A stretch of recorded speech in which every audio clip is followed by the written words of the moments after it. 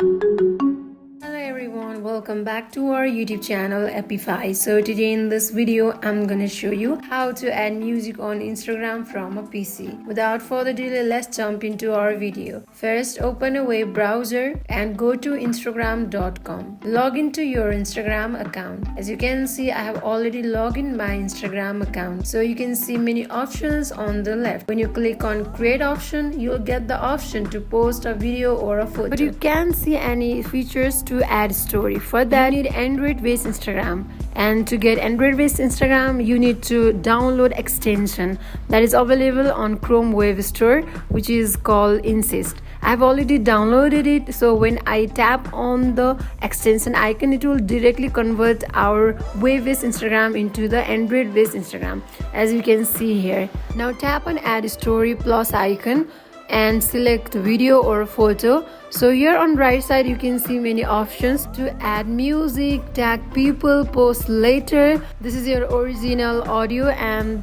this is your music that you want to add later.